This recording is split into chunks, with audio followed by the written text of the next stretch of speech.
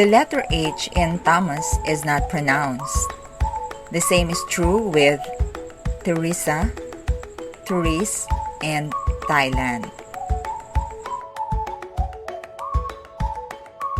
Here are the different versions of the name Juan. For Italian, Giovanni. Latin, Johannes. Dutch, John. Portuguese, João. For French, Jean. And for German, Hans. English, John. Irish, Ian. For Russian, Ivan, not Ivan.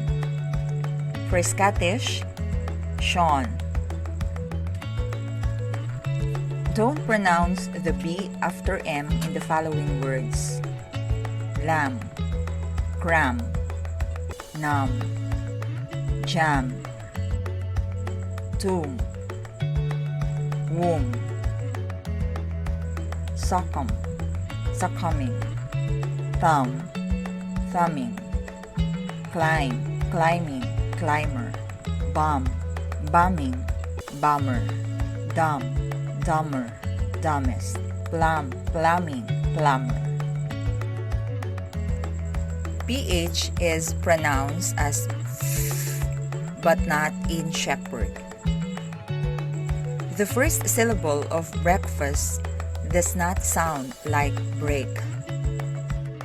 Folk rhymes with poke.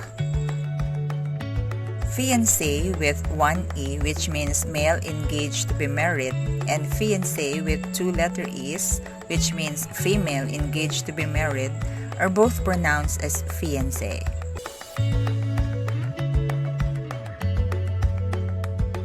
For words bath and bathe, breath and breathe, cloth and clothe, the first words function as noun while the second words function as verb.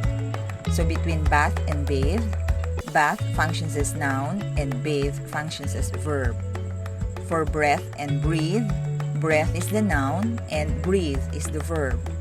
For cloth and clothe, cloth is the noun and clothe is the verb. In English, there are some words where the stress does not shift even if the root word adds a prefix or a suffix. It stays on the same syllable in the root word. Covet, coveted, coveting, uncoveted. Organ, organize, disorganize. Homer, Homeric. Govern, government, ungoverned. Process, processes.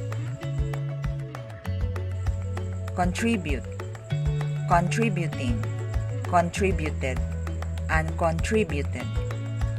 Distribute, distributing, distributed,